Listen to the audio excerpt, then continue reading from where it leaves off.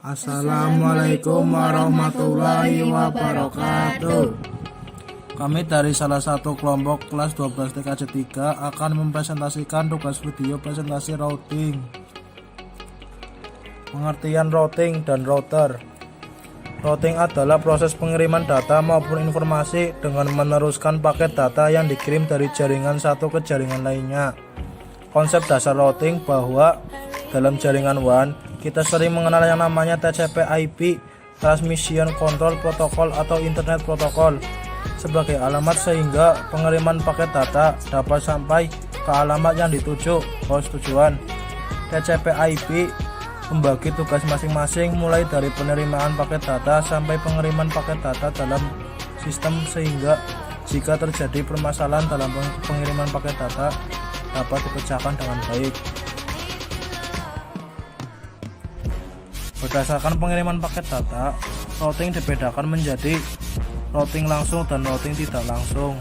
Routing langsung merupakan sebuah pengalamatan secara langsung menuju alamat tujuan tanpa melalui host lain.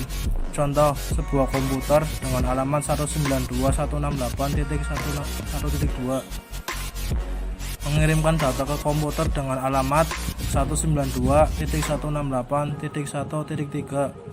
Routing tidak langsung merupakan sebuah pengalamatan yang harus melalui alamat host lain sebelum menuju alamat host tujuan. Contoh, komputer dengan alamat 192.168.1.2 mengirim data ke komputer dengan alamat 192.168.1.3. Akan tetapi, sebelum menuju ke komputer dengan alamat 192.168.1.3, data dikirim terlebih dahulu melalui host dengan alamat 192.168.1.5. Kemudian dilanjutkan ke alamat host tujuan. Jenis konfigurasi routing. Minimal routing merupakan proses routing sederhana dan biasanya hanya pemakaian lokal saja. Static routing dibangun pada jaringan yang memiliki banyak gateway. Jenis ini hanya memungkinkan untuk jaringan kecil dan stabil. Dynamic routing biasanya digunakan pada jaringan yang memiliki lebih dari satu route. Dynamic routing memerlukan routing protokol untuk membuat tabel routing yang dapat memakan resource komputer.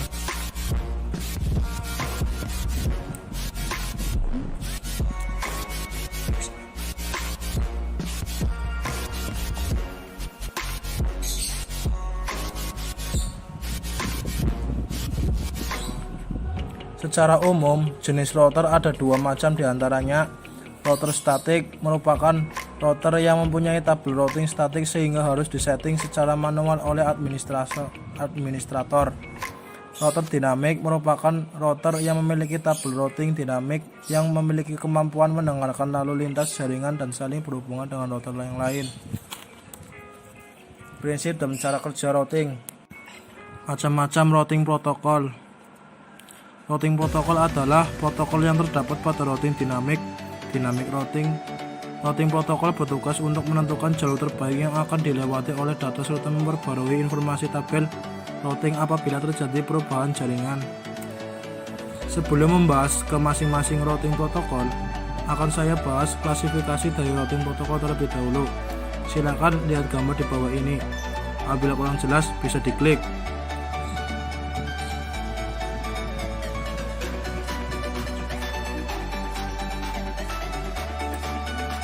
Jadi, dynamic routing protokol itu terbagi menjadi dua, yakni interior gateway protocol dan exterior gateway protocol.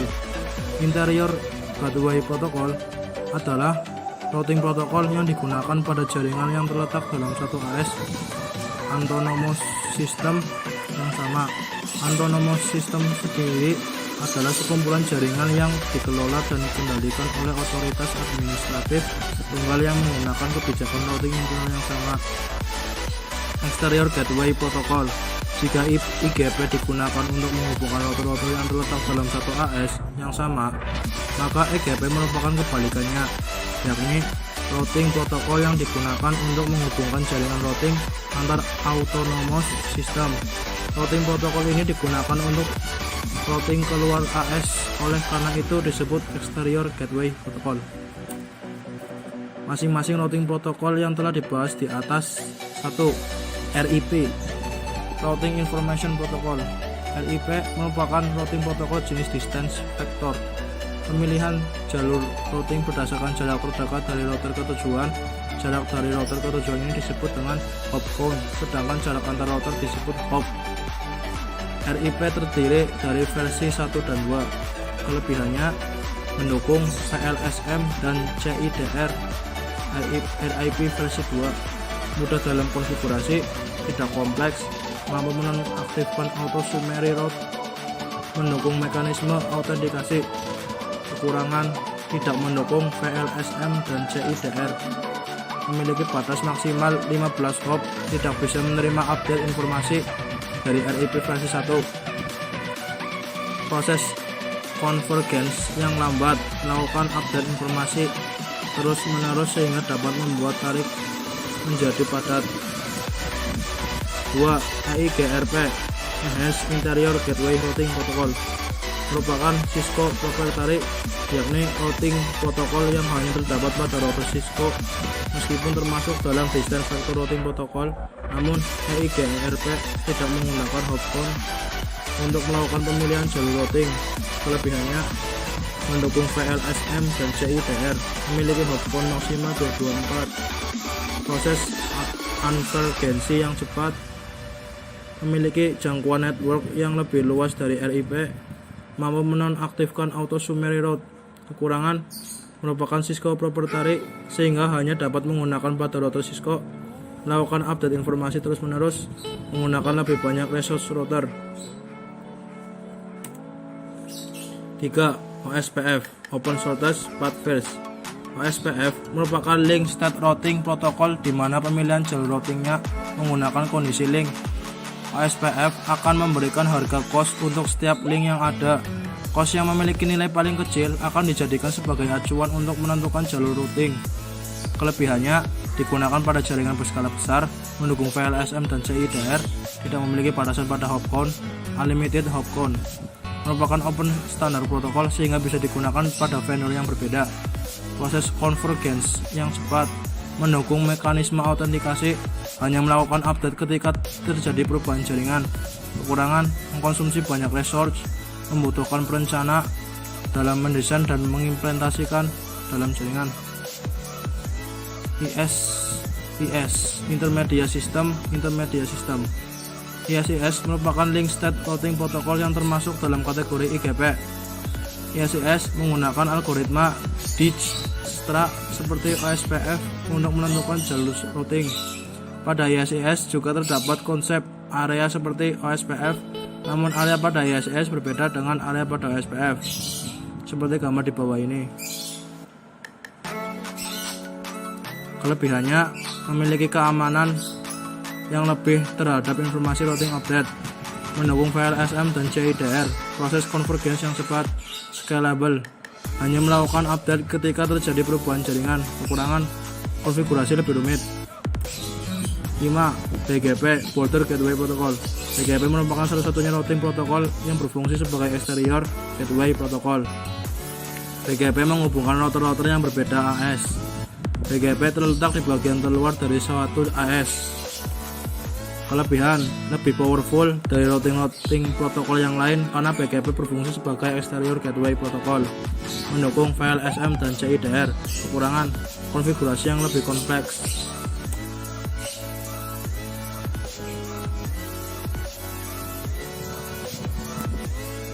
Default route.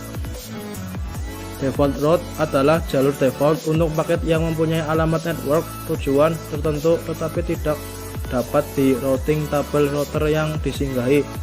Jika terdapat default route yang disetara pada router tersebut, maka paket tersebut akan mengikuti route default yang telah ditetapkan.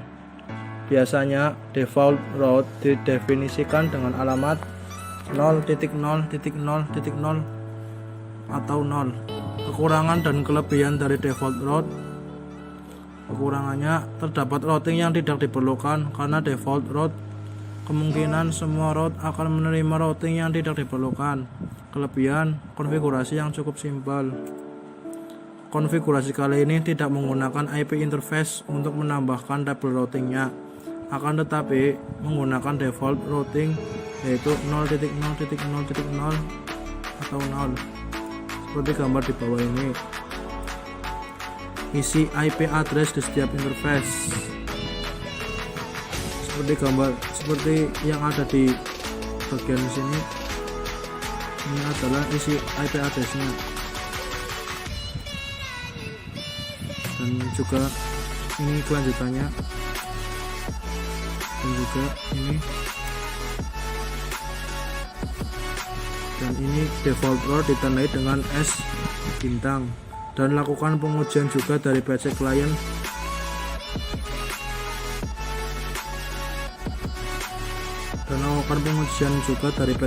bisa saling komunikasi. Ovid mengasumsikan bahwa gateway default host adalah gateway yang ditentukan pada jaringan Ovid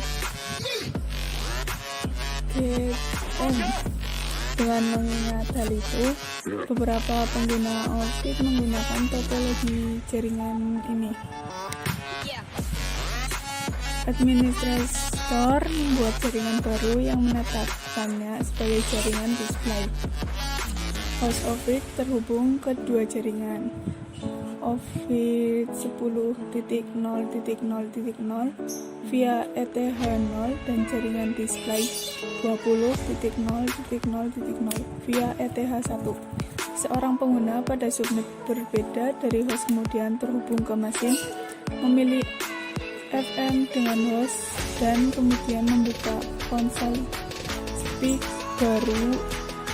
Data jaringan dapat mencapai host, tetapi semua lalu lintas kembali akan merutekan ke gateway default host yang merupakan gateway yang ditentukan pada Ovid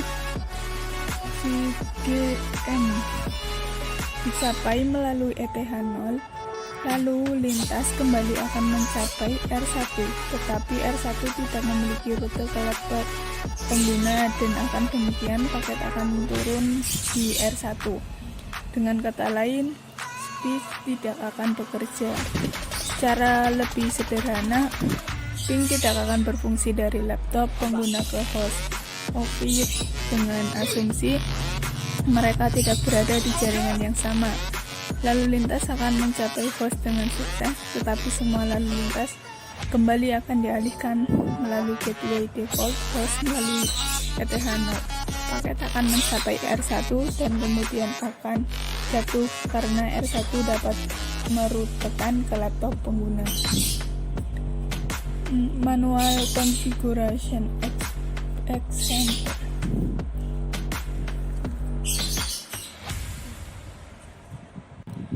Buat konfigurasinya seperti contoh berikut ya.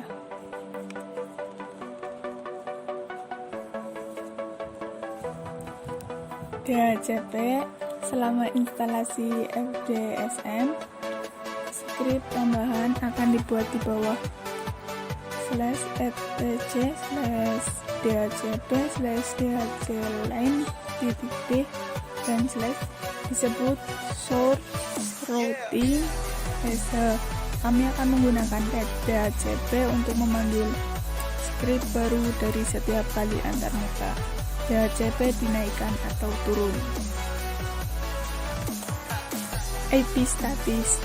Kami akan memanggil skrip yang disebutkan di atas untuk antarmuka yang dikonfigurasi secara statis selama add network dan del network.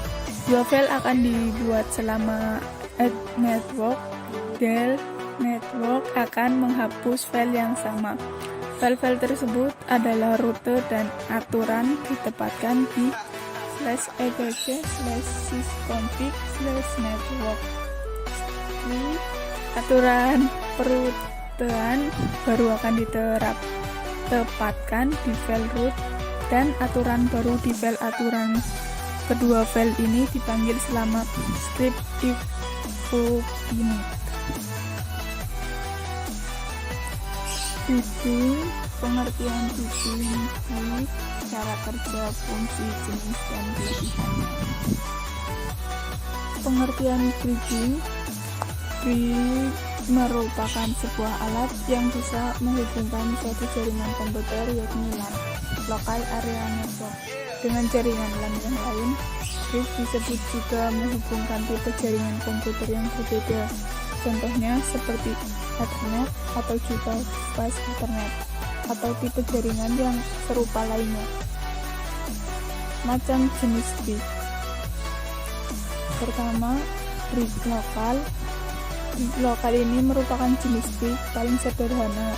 Brick lokal ini dipergunakan yakni sebagai pemecahan jaringan pada lokal yang berdekatan, serta biasanya dapat atau bisa dilakukan dengan menggunakan koneksi kabel biasa. Kegunaan atau fungsi brick lainnya akan secara detail dapat dijelaskan di bawah ini. Yang pertama, untuk menghubungkan antara dua jaringan di tempat jauh.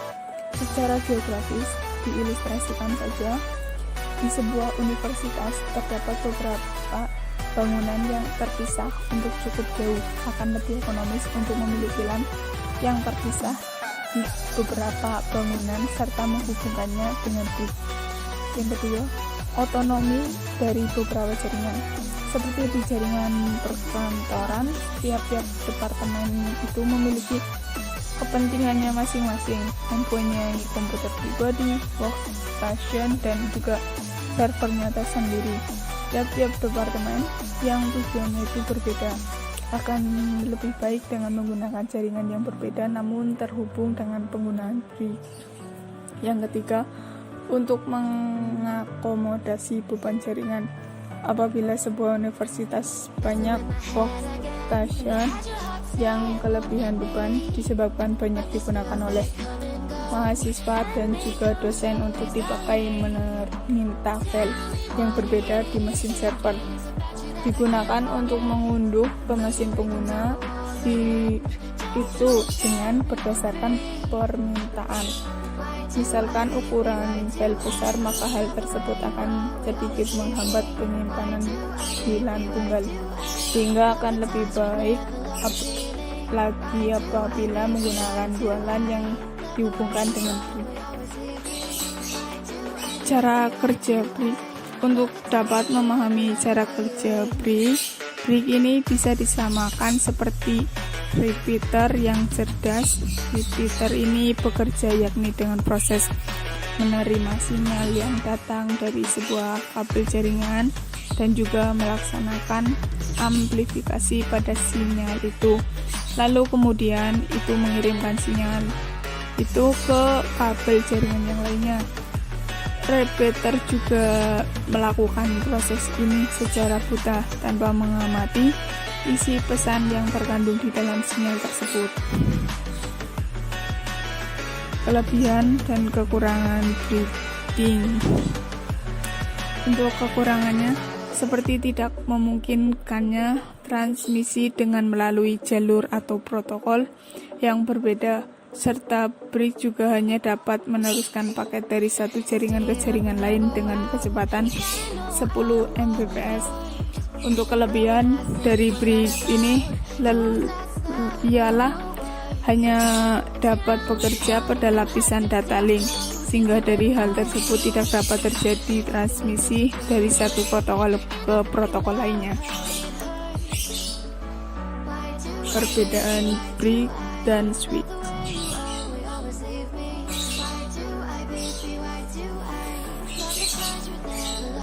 Mode switch. Pada umumnya, router board memiliki beberapa interface Ethernet.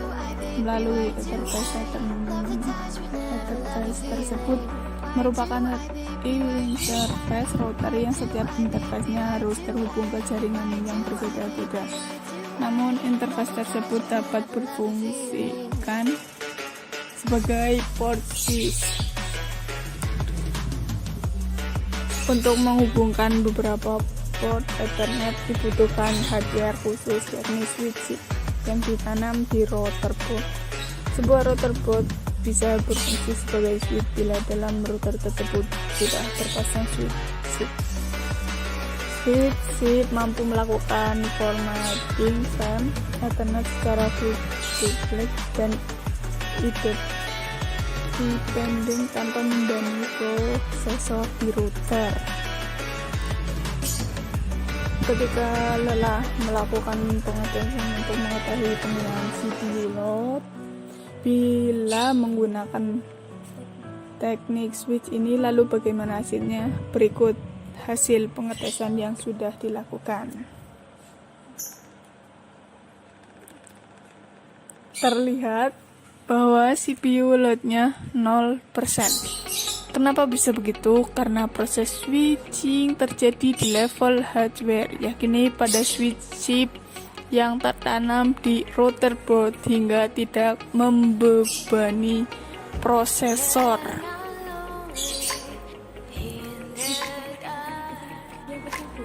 Mode board hampir mirip dengan switch. Kita bisa menggabungkan beberapa interface yang berbeda menjadi satu segmen. Dengan menggunakan teknik breeding, membuat beberapa interface seolah-olah menjadi satu, artinya adalah tidak ada perbedaan segmen jaringan di dalamnya. Misal kedua interface Ethernet maka kedua interface tersebut akan menangani jaringan yang sama. Kita juga bisa melakukan breeding antara interface Ethernet dengan wireless, yang mana hal tersebut tidak bisa dilakukan dengan metode switching. Artikel dengan mengenai cara setting brick pada MikroTik dapat kita lihat di sini. Teknik brick bisa dilakukan di semua produk MikroTik, baik router board maupun PC. Dari hasil di atas, melihat bahwa dengan melewatkan trafik yang cukup tinggi, maka CPU loadnya naik menjadi 40%. Hal ini terjadi karena mode break untuk prosesnya dilakukan di CPU. Berikut hasilnya. Breeding adalah suatu teknik untuk menggabungkan beberapa interface router menjadi satu segmen jaringan. Jika menerapkan teknik breeding ini, nantinya cara kerja router bisa diibaratkan seperti switch. Agar lebih jelas, bisa lihat gambar topologi teknik breeding di bawah ini. Konfigurasi dasar pada teknik breeding sesuai dengan topologi di bawah ini. Langkah konfigurasinya adalah sebagai berikut. Jika melalui perintah text CLI, perintahnya adalah interface break add name sama dengan jembatan 1. Setelah itu kita cek menggunakan perintah interface break print.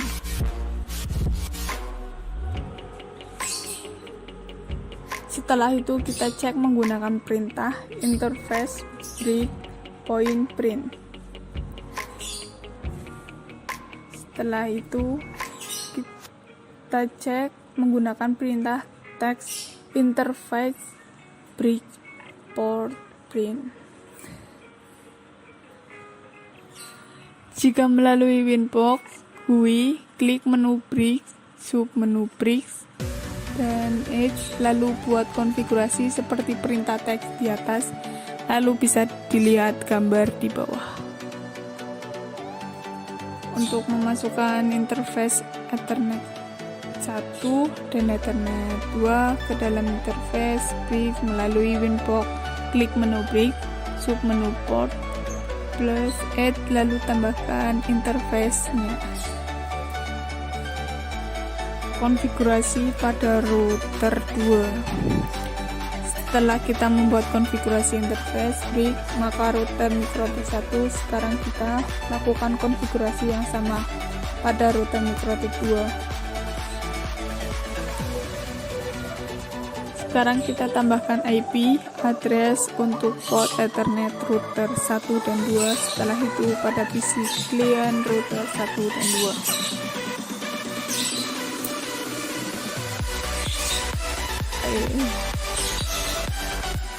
VLSM Variable Like Subnet Max.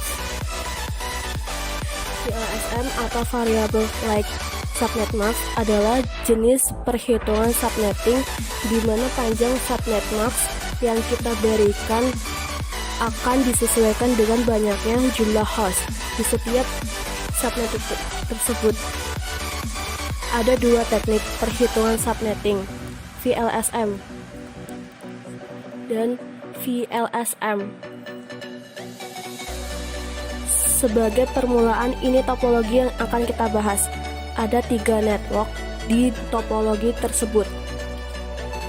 Workstation LAN, point-to-point WAN, server LAN. Dikatakan point-to-point WAN, tapi gedung router 2, sedang gedung router 01. 1. Teknik subnetting dengan VLSM.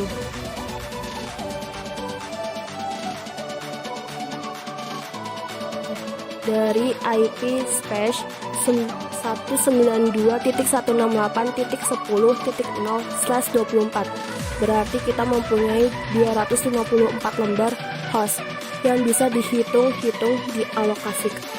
Net max.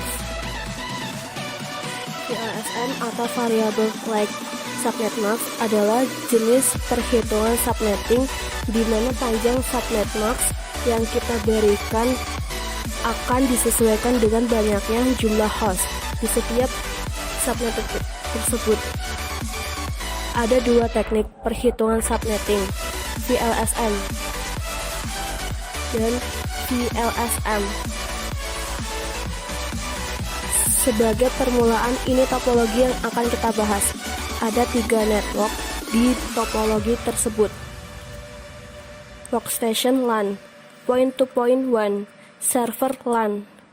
Dikatakan point-to-point WAN, tapi gedung router 2, sedang gedung router 01. 1. Teknik subnetting dengan VLSM.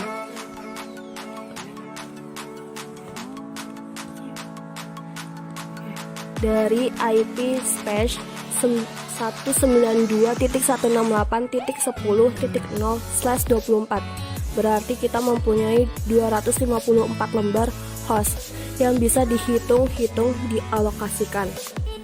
Nah, kalau VLSM, lebar setiap subnet yang kita buat nanti sama semua, dari 192.168.10/24 dibagi menjadi 3 network.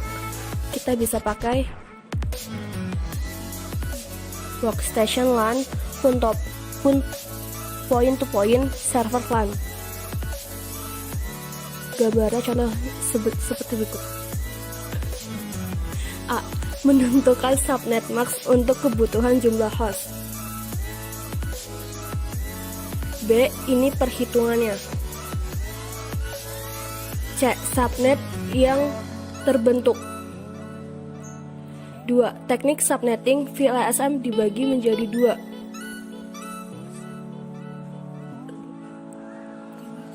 Karena /24 bisa habis dengan 4 kali /26, sedang yang kita gunakan cuma 3 blok subnet, maka masih sisa satu lagi /26 dengan alamat network 192.168.10.192/26. 2. Keuntungan menggunakan VLSM. 1. Jaringan LAN interface A dengan kelas A address 10.0.0.0/28. 2. Punya beberapa site A, site B, site C, dan seterusnya. 3. Dari global IP space 10.0.0.0/8 tadi di subnet menjadi beberapa site menggunakan VLSM biasa. 4. Tapi tiap site mereka pasti akan membuat subnet untuk network mereka. 5. Nah, subnet tiap site didesain dengan VLSM. 3. Cara menghitung VLSM. 1. Subnet dihitung dari kebutuhan host terbesar. 2. Jika VLSM masalah selesai. 3. Tapi di VLSM tiap subnet akan dihitung lagi. A. Perhitungan VLSM dasar. network mengikuti dari subnet yang sudah dihitung sebelumnya. Workstation LAN paling banyak yaitu 50 host. Server LAN kedua ada 12 host. Point to point 1. Terakhir cuma ada 2 host, cukup dengan /30. Kalau ada network lagi, berarti bisa dipakai network mulai dari 192.168.10.84. B. Perhitungan VLSM lanjutan. Kita kan butuh 3 network, punya space address 192.168.10.0/24. Hitung dari urutan /24, yaitu /25, 26, dan seterusnya. Kalau /25 kita bisa dibagi 2, kalau /26 kita bisa dibagi 4, kalau /27 kita bisa dibagi 8, dan seterusnya. Tapi LAN workstation nggak mungkin dikasih di bawah /26 karena butuh paling tidak 50 host. Maka topologi yang kita buat jadi seperti berikut. Pengalokasian sisa IP address. 4.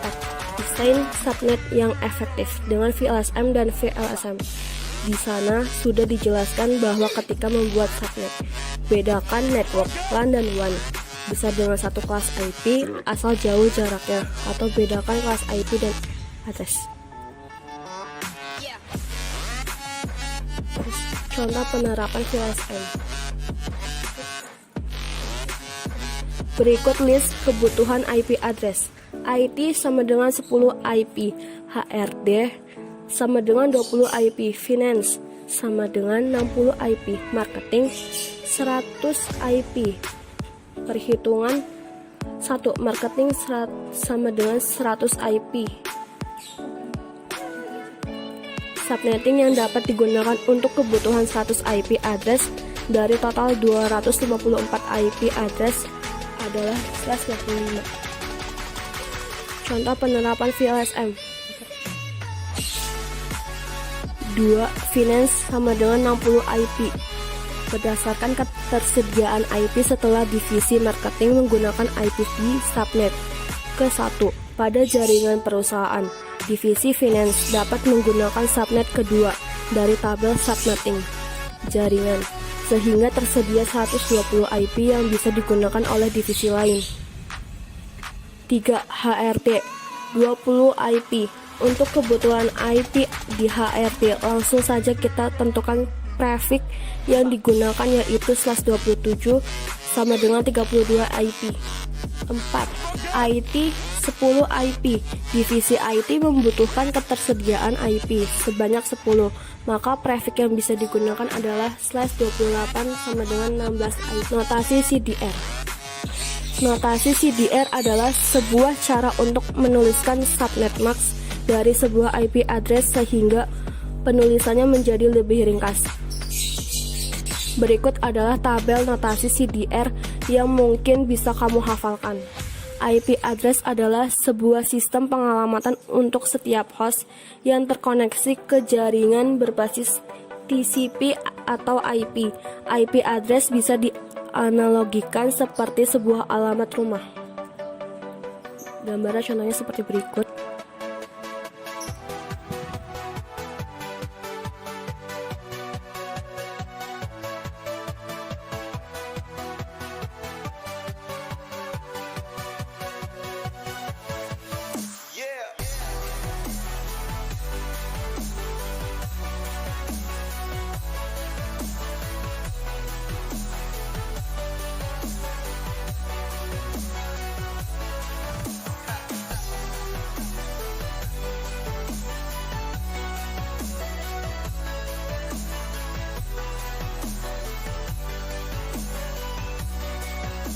Routing table.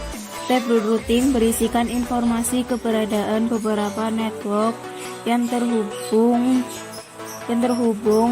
langsung atau directory network maupun network yang tidak terhubung langsung. Remote network router berfungsi untuk mengirim paket data dari suatu network ke network lainnya, sekaligus menentukan jalur terbaik atau best path untuk mencapai network tujuan. Untuk menjalankan fungsi tersebut, router menggunakan tabel yang disebut dengan table routing atau routing table. Fungsi table routing 1. Memberikan informasi mengenai jalur mana yang harus dilewati oleh sebuah paket data. 2. Menutup atau membuka jalur dari sebuah paket data. 3. Membantu router dalam melakukan konfigurasi dari alamat IP route. 4. Mencegah terjadinya kesalahan pengiriman data. Entry dalam tabel routing. Ada 4 kategori entry dalam tabel routing, yaitu 1. Directly connected network. Entry ini akan muncul pada saat interface router diaktifkan dan dikonfigurasi IP address. 2. Static router. Entry ini diisi manual oleh administrator jaringan, sehingga jika terjadi perubahan jaringan, maka entry ini juga harus diubah secara manual. 3. Dynamic router. Entry muncul karena hasil pertukaran informasi routing dari beberapa router. Entry ini tidak diisi manual oleh administrator jaringan. 4. Default router. Entry ini digunakan untuk menentukan kemana sebuah paket data dikirimkan jika alamat tujuan dari paket tersebut tidak terdapat pada tabel routing. Link static. Untuk menggambarkan perbedaan protokol routing di stack vektor dianalogikan sebagai sebuah rambu-rambu jalan yang memandu kita dalam perjalanan menuju tujuan, di mana informasi yang tertera hanya jarak dan arah. Protokol routing distance vektor sebagai rambu-rambu jalan karena router harus membuat keputusan jalur yang paling diinginkan berdasarkan sebuah jarak atau matriks sebuah jaringan. Router yang menjalankan sebuah protokol routing link static mengirim informasi tentang status linknya ke router lain dalam wilayah routing. Protokol routing link static dikenal juga sebagai protokol shortest path dan dibangun atas algoritma shortest path Edgekehr. Protokol routing link static IP adalah open source path fields atau OSPF. Intermediate System to Intermediate System atau ISIS. Distance vector. Distance vector merupakan sebuah protokol yang menemukan jalur terbaik sebuah network remote dengan menilai jarak route dengan jarak hop yang paling sedikit ke network yang dituju akan menjadi route terbaik. RIP merupakan sebuah protokol routing distance vektor yang digunakan dalam ribuan jaringan seluler dunia. Faktanya bahwa RIP merupakan protokol open standar dan mudah untuk diimplementasikan, membuatnya menarik bagi beberapa administrator jaringan. Selain RIP, IGRP juga merupakan protokol routing distance vector. Tidak seperti sebuah RIP, IGRP merupakan sebuah protokol hak milik Cisco lebih dibandingkan protokol basis standar. Classless dapat diartikan tanda kelas. Pengamatan IP classless dapat diartikan menjadi pengalamatan IP tanpa mengenal kelas dengan cara menggunakan classless interdomain router atau CIDR, atau juga dapat dikenal dengan istilah panjang prefix Biasanya dalam menuliskan network prefix suatu kelas IP address digunakan tanda garis miring metode classless addressing atau pengamatan tanpa kelas. Saat ini banyak diterapkan, yakni dengan mengalokasikan IP address dalam notasi classless interdomain routing atau CIDR. Contoh 192.168.0.0/24. Kelas full dapat diartikan dengan kelas atau menggunakan kelas. Pengalamatan dengan metode ini pada pengalamatan IP F4 yang dibagi menjadi kelas A, B, C, D, dan E.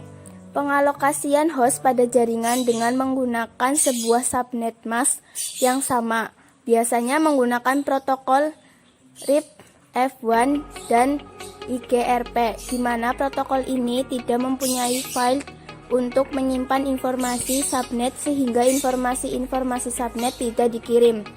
Kelas full juga merupakan metode pembagian IP address berdasarkan kelas, di mana IP address yang berjumlah sekitar 4 miliar dibagi ke dalam 5 kelas, yakni IP address kelas A. 1 bit pertama IP addressnya 0. Address kelas B 2 bit pertama IP addressnya 10.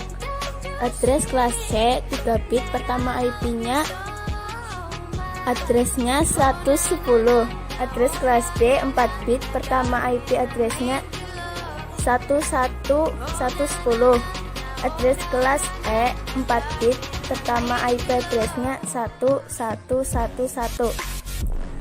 Kelemahan dari kelas full routing protokol ialah tidak dapat mensupport VLSM. Metrik. Apa itu metrik? Metrik adalah suatu nilai yang digunakan untuk mencapai suatu jaringan. Semakin nilai metrik maka akan memiliki jalur terbaik. 2 jenis metrik yang digunakan beberapa routing protokol adalah hop account. Metode ini menghitung jumlah router yang harus dilalui paket sebelum sampai ke tujuan. Setiap router bernilai 1 hop. Bandwidth, menghitung akumulasi bandwidth tertinggi. Administrative distance. Administrative distance atau AD adalah fitur yang dimiliki oleh router yang untuk memiliki jalur terbaik ketika terdapat 2 atau lebih jalur menuju tujuan yang sama dari 2 routing protokol yang berbeda. Administrative distance menyatakan reliability dari sebuah routing protokol. Tiap routing protokol diprioritaskan terhadap yang lain dengan bantuan besaran atau nilai administrative distance. Root source default distance values connect interface static root 1NH interior gateway routing protocol atau EIGRP, summary root 5 external border gateway protocol atau BGP 20 internal, EIGRP 90,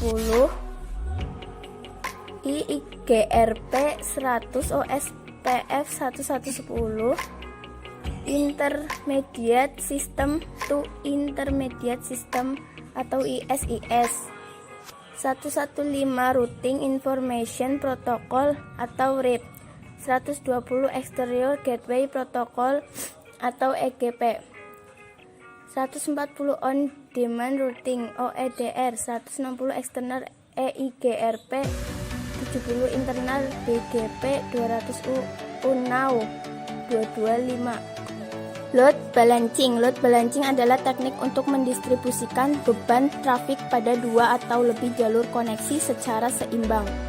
Agar trafik dapat berjalan optimal, memaksimalkan throughput, memperkecil waktu tanggap, dan menghindari overload pada salah satu jalur koneksi. Load balancing digunakan pada saat sebuah server telah memiliki jumlah user yang telah melebihi maksimal kapasitasnya. Load balancing juga mendistribusikan beban kerja secara merata di 2 atau lebih komputer. link jaringan, CPU, hard drive, atau sumber daya lainnya untuk mendapatkan pemanfaatan sumber daya yang optimal. Bagaimana cara kerjanya? Memahami pentingnya server load balancing IP cold host. Adapun yang perlu dipahami kembali dari pentingnya menggunakan load balancing untuk website atau aplikasi berbasis web lainnya, diantaranya waktu respon adalah manfaat terbesar untuk meningkatkan kecepatan akses website dibuka. Dengan 2 atau lebih server yang saling berbagi beban lalu lintas web, masing-masing akan berjalan lebih cepat karena beban tidak berada pada satu server saja. Ini berarti ada lebih banyak sumber daya untuk memenuhi permintaan halaman website. Dengan load balancing akan mewarisi sedikit redundansi. Sebagai contoh, jika website kita berjalan seimbang di 3 server dan salah satu server bermasalah, maka 2 server dapat terus berjalan dan pengunjung website kita akan menyadari downtime apapun.